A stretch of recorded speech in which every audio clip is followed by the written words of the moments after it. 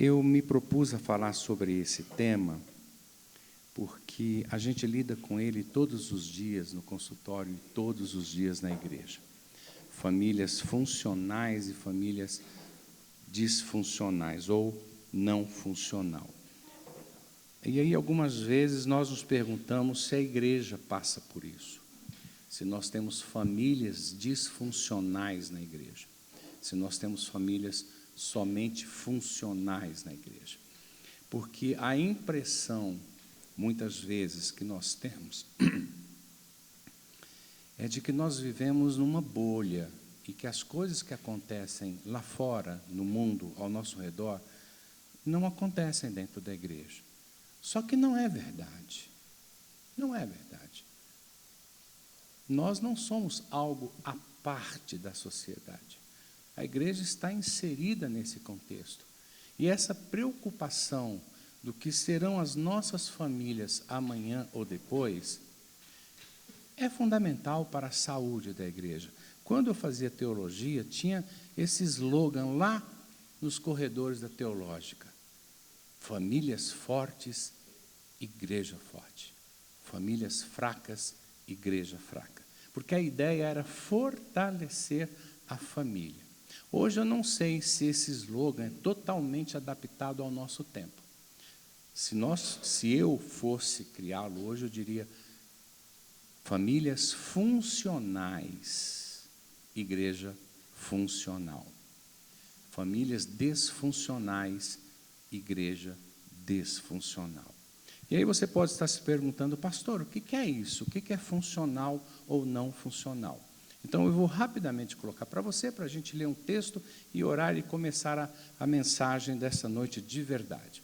Funcional é quando os líderes, quando os liderados, quando pais, quando filhos de uma família exercem os seus papéis. Ou seja, pai é pai, mãe é mãe, filho é filho, cachorrinho é cachorrinho. Tá? Porque eu sou do tempo que pai era pai, mãe era mãe e cachorro era lá fora. Hoje o cachorro dorme na cama da gente e a gente dorme no chão. Talvez isso não seja capaz de tornar uma família disfuncional, mas talvez mostre uma bagunça ali dentro. Então, vamos ver o que nos diz a palavra de Deus?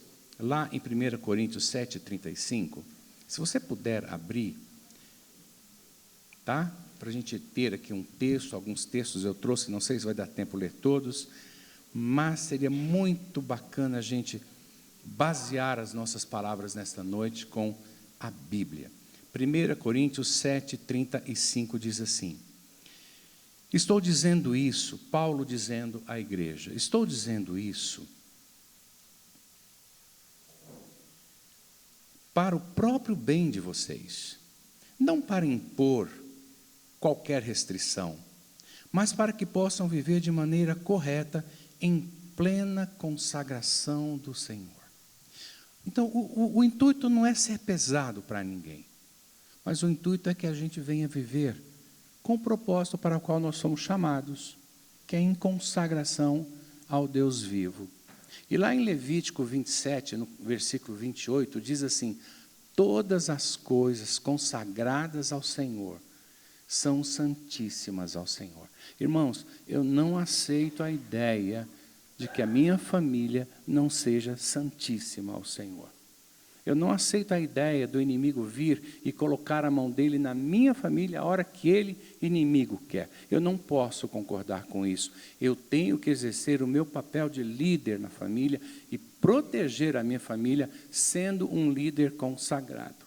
Se nós queremos investir nas nossas famílias, consagração ao Deus vivo é o primeiro passo. Vamos orar?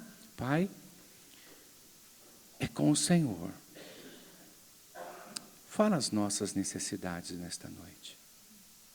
Mesmo que essa fala venha nos chocar, venha nos tirar da nossa zona de conforto, venha nos fazer questionar os nossos papéis dentro das nossas casas, porque eu sei que as nossas casas afetam a igreja que nós congregamos. A santidade dos nossos lares afeta a igreja que nós congregamos, Pai. Por isso, que esta noite seja uma noite prazerosa, de crescimento para todos nós. Em nome de Jesus. Amém. Em 2007, mais ou menos, quando eu ainda fazia a minha formação em psicologia, nós tivemos uma matéria chamada Nova Configuração Familiar. E eu, como pastor, sentando ali nos primeiros bancos, ouvindo essa matéria, a professora dizia assim: em 10 anos, 15 anos no máximo, nós teremos casamentos homoafetivos. E eu dizia, jamais, isso jamais vai acontecer. Porque a igreja vai se posicionar. Porque a sociedade tradicional não vai deixar. Isso estou pensando dentro de mim e ela falando. E ela dizia, nós teremos maior número de casais morando juntos do que casados. E dentro de mim, eu dizia assim, isso jamais vai acontecer. Porque a igreja de Cristo vai orar. Porque a sociedade tradicional não vai deixar. Isso foi em 2007. Nós estamos em 2025. E diante deste fenômeno da sociedade, eu quero trazer alguns dados para vocês aí. Deixa eu ver se eu consigo colocá-los, para que a gente possa entender o que está acontecendo. Olha só, gente, 2007 eu não acreditava nisso. Fonte CNN, alguns gostam da CNN, outros não gostam, mas enfim. Em 2024, nós tivemos uma queda nos casamentos de 2,4% e um aumento nas separações de 3,9%. Ou seja, o número de divórcios está maior que o número de casamentos. Nós vivemos nesse contexto de cidade, nós vivemos nesse contexto de sociedade. Nós não podemos achar que estamos numa bolha, que nada vai invadir essa bolha, porque nós somos de Jesus. E os motivos que são dados aí, ou os principais motivos são dificuldades na convivência, questões financeiras e traições virtuais ou reais. Saiu uma pesquisa semana passada de uma agência UOL dizendo que 56% dos homens casados têm contato com pornografia. É nessa sociedade que a gente está vivendo. Mas é claro que os homens da igreja não serão afetados por isso, porque nós somos de Jesus, aleluia. Não é? Olha só, em 2024, o número de pessoas optando por morar juntos cresceu em 600%. Isso é assustador. Olha só, relacionamento aberto de solteiros e casados cresceu 1,8%. E isto mostra o que para a gente? Que está havendo uma renúncia de vínculos e comprometimentos. É nesta sociedade que nós estamos vivendo. É nesta sociedade que a PIB-Brás está. É nesta sociedade que a minha família está.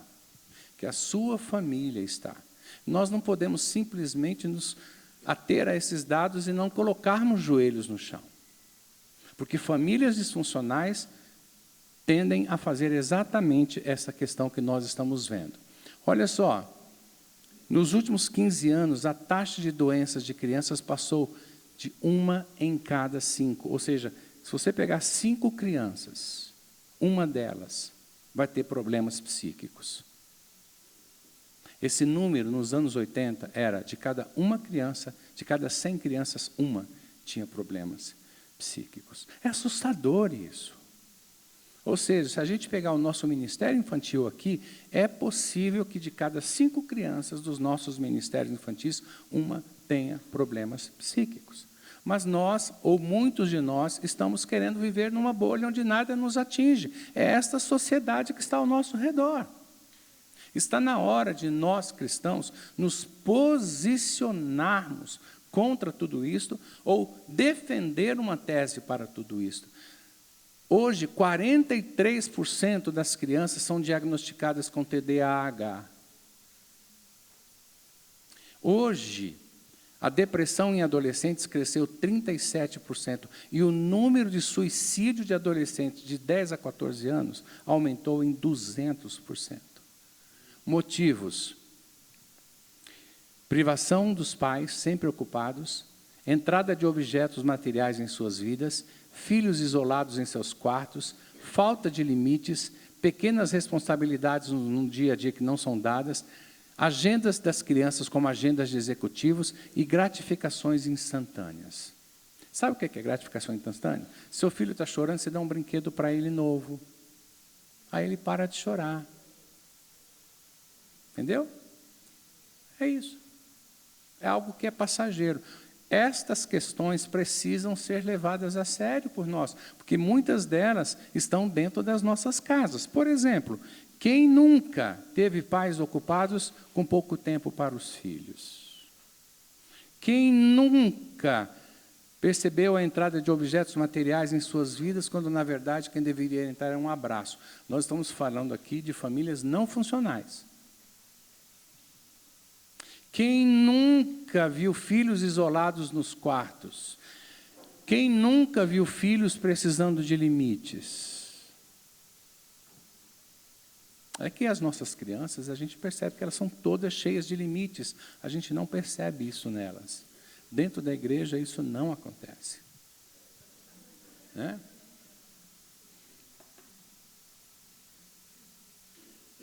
E aí nós nos perguntamos, o que nós temos ouvido dominicalmente nas nossas igrejas? O que nós temos ouvido semanalmente em nossas igrejas? Que nos faz nos tornar famílias funcionais.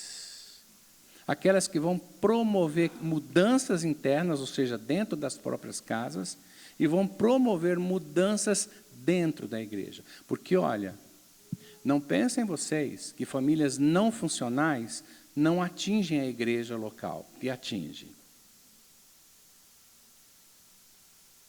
Não pensem vocês que famílias que não têm espiritualidades não atingem a igreja, porque atingem. Porque nós fazemos parte de um corpo. Aquilo que você faz acaba gravando um todo.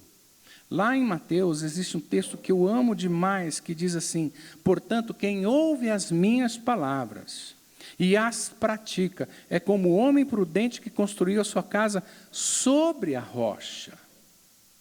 Então eu me pergunto, para que tanto encontro de casal? Para que tanto retiro de casal? Para que tanto mês da família? Se muitas vezes nós não somos os primeiros a praticar o que aprendemos aqui dentro. Eu me lembro de um rapaz que tinha na igreja, um grande cooperador lá na nossa igreja, e um dia eu estava saindo da igreja, ele estava com a esposa ao lado, e a esposa frequentava todos os encontros de casais. Retiros de casais, encontros de casais, jantar de casal, sempre a esposa estava sozinha. E na saída eu falei, vou dar um puxão de orelha nele. Então eu disse assim, oi fulano, tudo bem? Tudo bem, meu pastor, e o senhor? Também estou bem. Fulano, me diz uma coisa, quando é que você vem nos encontros de casais com a sua esposa? E aí ele disse assim para mim, quando ela praticar em casa o que ela aprende aqui.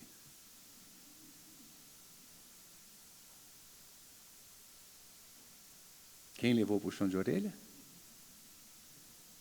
Eu levei o puxão de orelha. Porque nós não temos esta ideia. Eu vou dar alguns fenômenos sociais para vocês, bem rapidinho, mas bem rapidinho mesmo, porque não vai dar tempo para a gente trabalhar tudo. Mas olha o que está acontecendo aí. Os terians, que são rapazes, meninas, que estão se sentindo bicho. Gente, isso está crescendo demais da conta. Talvez você esteja dizendo, isso nunca vai acontecer aqui, como eu falei lá em 2007. Mas até que chegue lá no teu neto, até que chegue lá no teu filho, na tua filha, você vai achar que é coisa de psicólogo, que psicólogo tinha que orar mais. Mas olha, a zoantria, que nós chamamos essa doença de zoantria, ela está pegando. Outro dia, num shopping lá em Osasco, uma moça carregando uma outra andando de 4.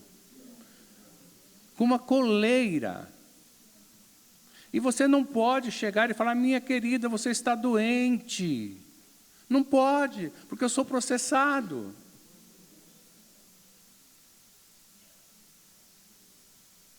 Mas esse fenômeno está chegando perto da gente.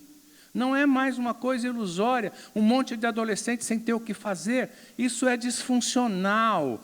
Toda pessoa que chega nesse estágio vem de uma família disfuncional.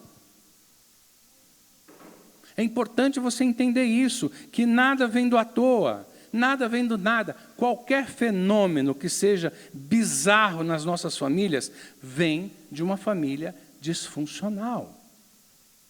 Então nós temos hoje pessoas que se sentem cachorro, que se dizem trans-cachorro, pessoas que se sentem ovelhas, pessoas que se sentem cobra. Foi notificado ontem, lá num dos trens de Osasco, um rapaz com trans-cobra. Ele saía rastejando pelos vagões. Está chegando perto da gente.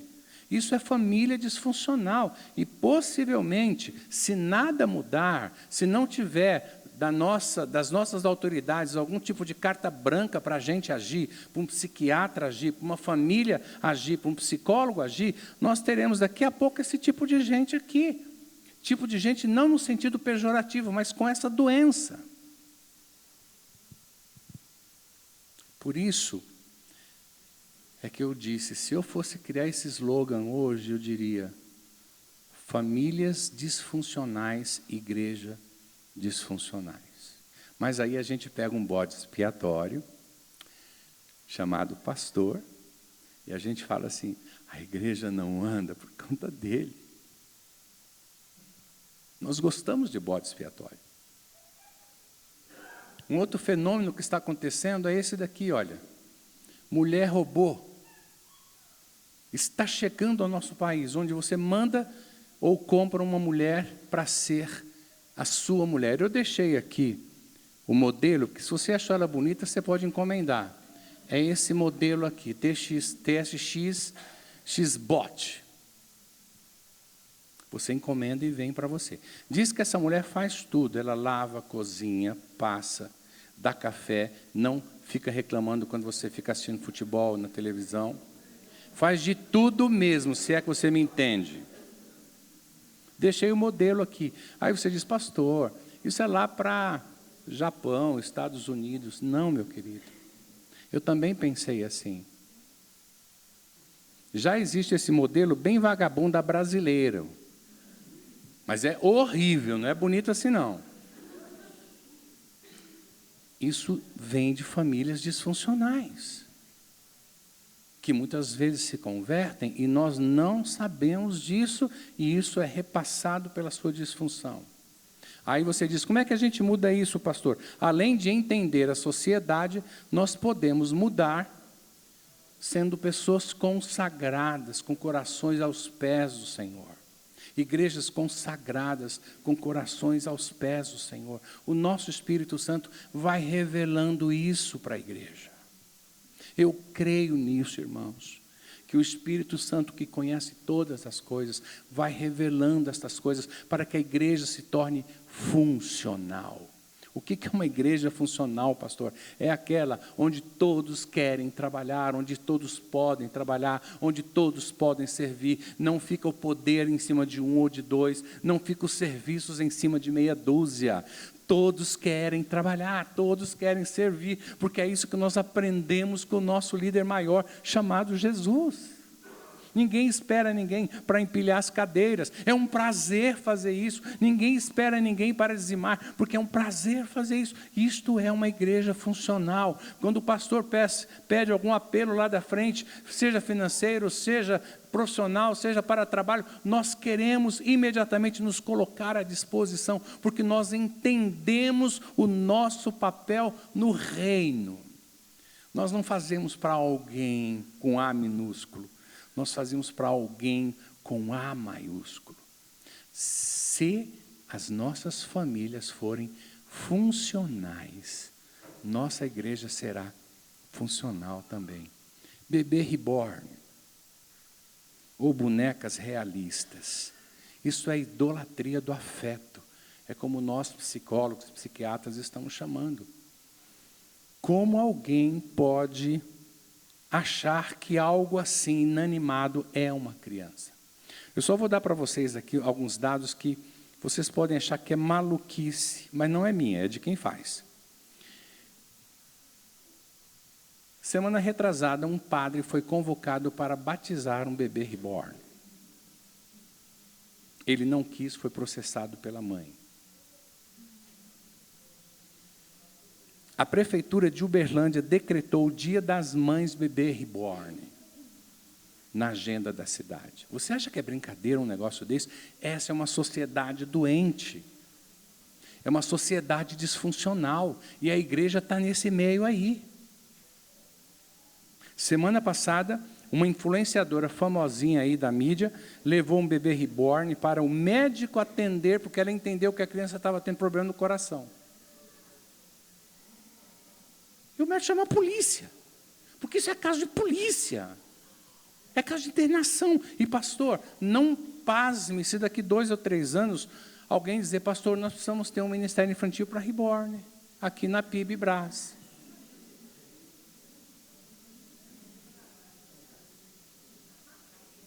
Tem uma igreja aqui em São Paulo que o pastor compartilhou comigo que ele agora vai fazer, ele pretende agora para 2026 ter um ministério PET na igreja.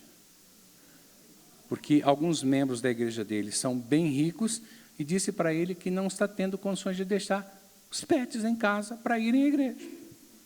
Ele então está pensando pegar uma área e fazer um ministério PET. E aí você diz que isto não chega na igreja. E aí eu falei, pastor, o senhor quer a minha opinião de verdade? Ele disse, claro, eu acho que o senhor tem que ser internado se fizer isso. Se a tua ovelha não quer vir para a igreja por conta de um pet, desculpa, ele não passou pela cruz. Desculpa. Não passou pela cruz. Mas olha o que o Salmo 127 diz. Você pode abrir aí, rapidinho, Salmo 127, versículo 3.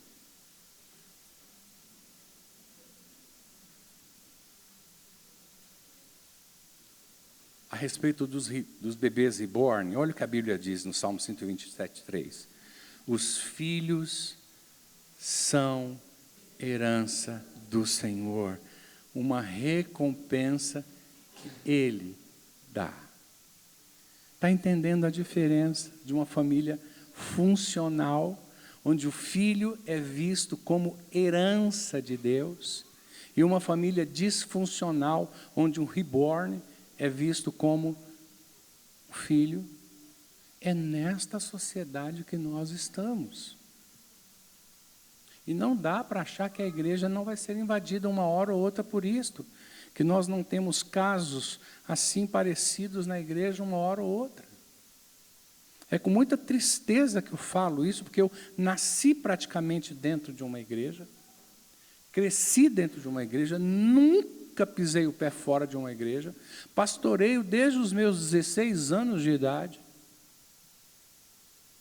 Me dói a alma ver que tantas igrejas estão doentes, a ponto de nós termos um missionário adolescente que fala besteira, cobre R$10.000 a palestra dele e não tem agenda de tanto convite. É o The Best on the Power. Porque se eu falar o nome dele, isso aqui vazar, eu posso ser processado. Então, é o The Best on the Power de King.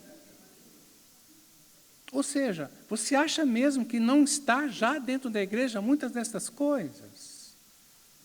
E nós estamos o quê? Brigando se é cântico ou se é hino. Né? Nós estamos discutindo quem vai pregar domingo. Nós estamos brigando por aquele lugar no banco onde eu sempre sento e ninguém pode sentar lá. Nós estamos observando a roupa um do outro. Se o pastor está de gravata ou não, se o pastor veio moderninho ou não.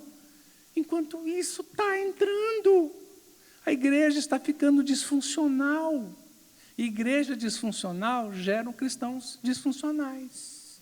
Igreja funcional gera cristãos funcionais. Estão entendendo? Como é complicado? Agora, olha o que a Bíblia diz aí para os maridos em relação às esposas de plástico.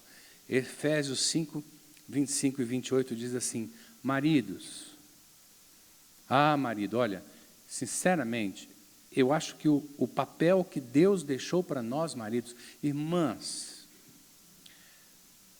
eu juro que eu gostaria de ter o papel que Deus deixou para vocês. Porque o papel do homem é muito mais complicado do que o papel de vocês. Olha o papel do homem. Maridos, amem as suas esposas, assim como Cristo amou a igreja. Não tem limite esse amor.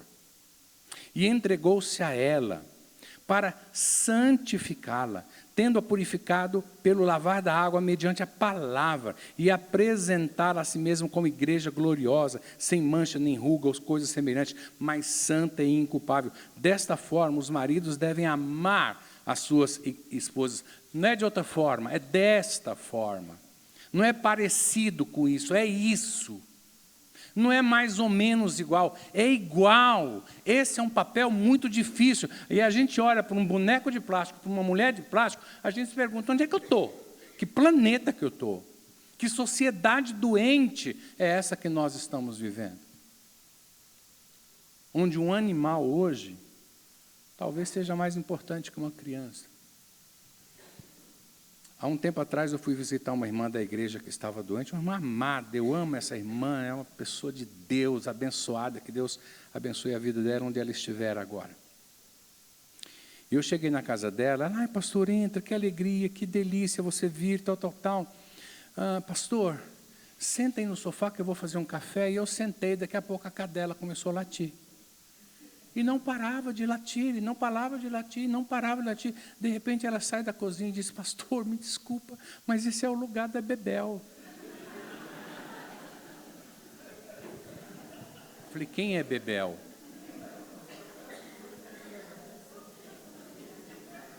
Falei, a Bebel é a... É? Mas por que ela não senta em outro lugar? É que esse é o dela. Esse é o lugar dela.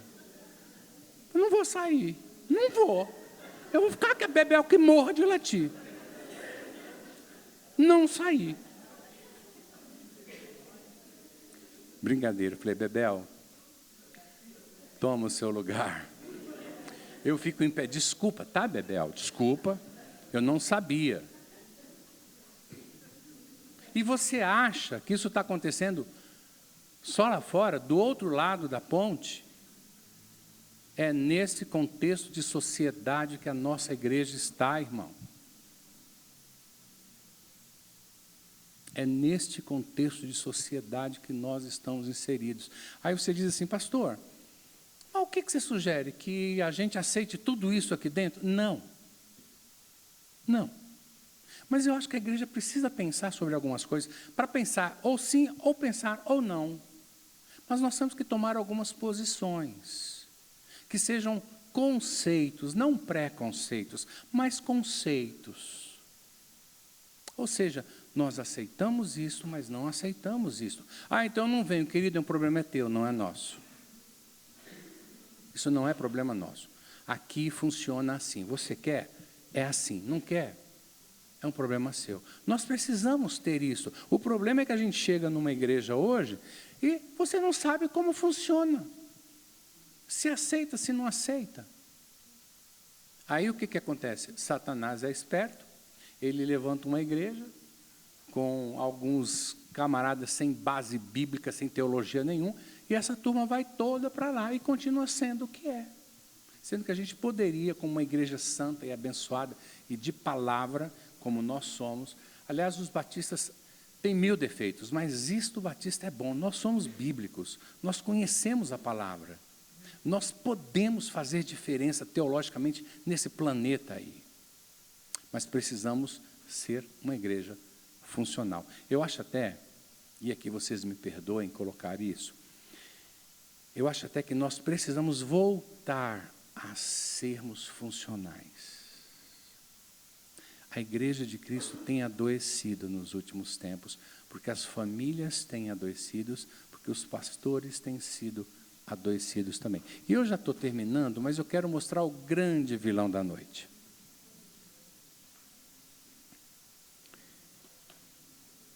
Aqui está na sua frente, hoje, nós estamos no mês de maio. Mês de maio, nós estamos diante do maior vilão da família. Hoje o celular ocupa o 5º lugar em brigas, crises e divórcios. Sabiam disso? Sabe por quê? Porque o celular, ele é viciante. E com ele você tem acesso fácil a 2 coisas totalmente disfuncionais. Sabe o quê? Pornografia e jogos. De cada 5 casais que eu recebo no meu consultório, 3 têm problemas com pornografia. Alguns é a mulher, outros é o homem. Aí você diz, a mulher também, que loucura, pastor. É, meu querido, porque Satanás não separa sexo. O que ele quer é desgraçar a família, acabar com a família. E aí nós pensamos, mas na nossa igreja não acontece isso, pastor. Uma vez um ladrão entrou na minha casa, minha esposa e eu estávamos em culto, e o ladrão entrou e roubou. Aliás, foi a 2ª vez que ele entrava em uma semana. A primeira vez ele entrou, a vizinha viu, ele fugiu, mas levou um monte de coisa.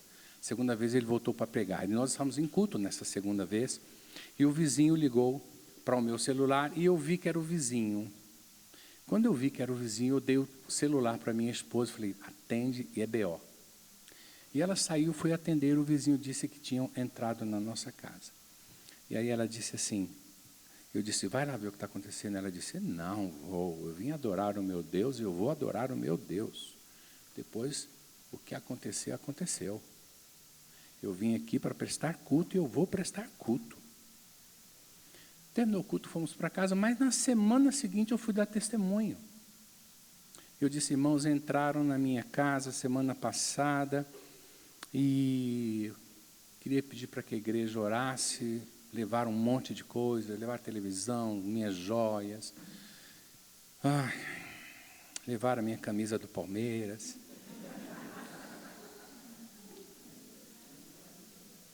Porque o cara era palmeirense, porque minha filha na época era São Paulina, ele não levou a camiseta dela.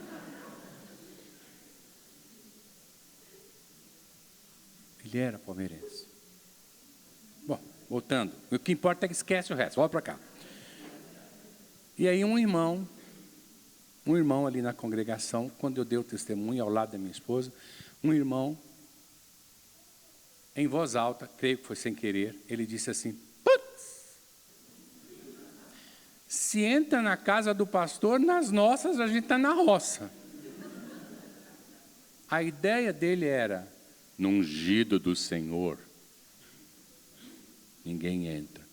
Nós estamos no mundo.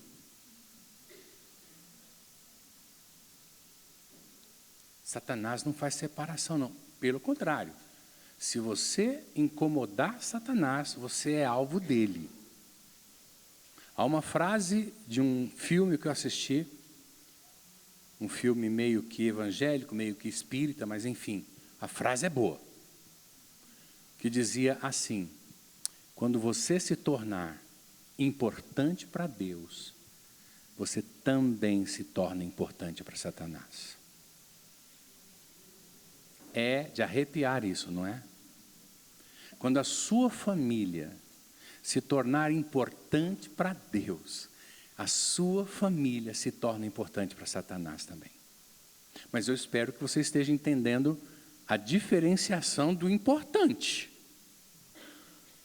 Quando a sua igreja, meu irmão, se tornar importante para Deus, a sua igreja se torna importante para Satanás. Quando a sua vida, em particular, como adorador, como servo do Altíssimo, se tornar importante para Deus, você se torna importante para Satanás. Aí você diz, então é melhor viver no marasmo, né? No lobo. Pois é, fica aí. Se você acha que Deus te chamou para viver no ostracismo, no vácuo, isso é um problema seu com Deus. Mas eu acho que não. Eu acho que Deus nos chamou para fazer a diferença, não é isso?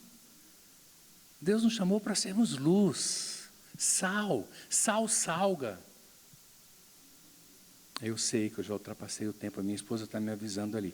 Mas como bom pregador, eu quero deixar para vocês cinco fatores que eu considero bastante importantes para a gente. Se você está no caminho da disfunção, para você voltar aí, família, isso é muito legal, vou dar rapidinho, não posso me demorar muito, mas cinco sugestões aí que eu faço para você, caso você esteja entendendo que a sua família não está bem na funcionabilidade, que a sua família não está bem saudável. Vou dar rapidinho aqui para vocês. Olha, primeira coisa, você quer ter uma família mais funcional? Vá ao parque com a família e fique pelo menos 2 horas ao ar livre, pelo menos uma vez a cada 15 dias. Pise no chão, sente na grama. Isso fará toda a diferença. Sai do apartamento, deixe o celular. Não leve o celular para o parque, pelo amor de Deus. Ande descalço. Isso faz toda a diferença. Uma vez a cada 15 dias, 2 horas, não é muito. Mais uma sugestão que eu faço para você. Promova almoços e jantares na sua própria casa com os seus. Pelo menos uma vez por semana, tenha um dia para você jantar com você e os seus filhos. Jantar à mesa, sem celular. Desliga a televisão. Fale do dia a dia, fale da semana. Comece a promover trocas.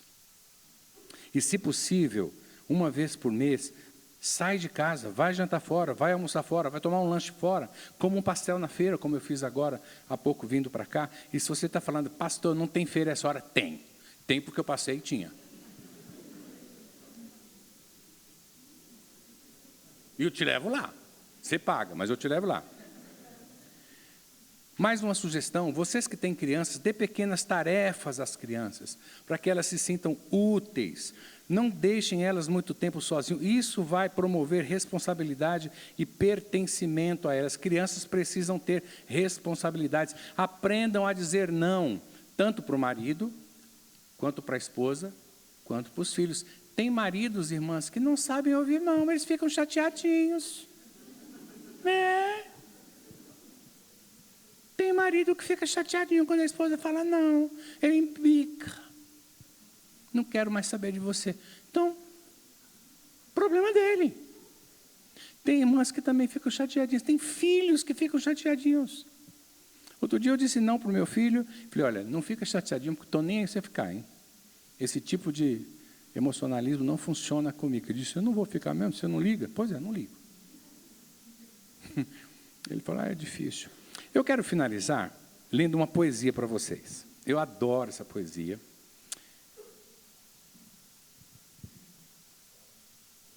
Essa poesia, o autor é Francisco Azevedo. Ela está no livro chamado Arroz de Palma. Diz assim, família é prato difícil de preparar. São muitos ingredientes. Reunir todos é um problema. Não é para qualquer um fazer isso. Os truques, os segredos, o imprevisível, às vezes dá vontade de desistir de família. Família é prato que emociona e a gente chora mesmo. Chora de alegria, chora de raiva, chora de tristeza. O pior é que ainda tem gente que acredita na família perfeita. Bobagem, é tudo ilusão, não existe isso. Família é afinidade, é a moda da casa. E cada um gosta de preparar a família do seu jeito. Há famílias que são doces, tipo a minha, doce. Há famílias que são amargas e outras famílias são apimentadíssimas. Há também aquelas famílias que não têm gosto de nada. Seria algo tipo assim, diet. Ou seja, você suporta só para manter a dieta. Seja como for, família é prato que deve ser servido sempre quente. Aliás, quentíssimo. Uma família fria é insuportável. Uma família fria é difícil de engolir. Enfim, receita de família não se copia, se inventa. A gente vai aprendendo aos poucos, improvisando aos poucos, transmitindo o que sabe no dia a dia. Muita coisa se perde na lembrança, infelizmente. Aproveite ao máximo a sua família. Olha isso aqui. Aproveite ao máximo a sua família. Porque família é prato que quando acaba, nunca mais se repete. Acaba para sempre. Feliz quem tem uma família. Então aprenda a curtir, aproveitar e valorizar a sua. Família é projeto de Deus. Então amem-se, perdoem-se, aceitem-se, tolerem-se e vivam como se hoje fosse o último dia de vocês em família. Que Deus abençoe cada um de vocês.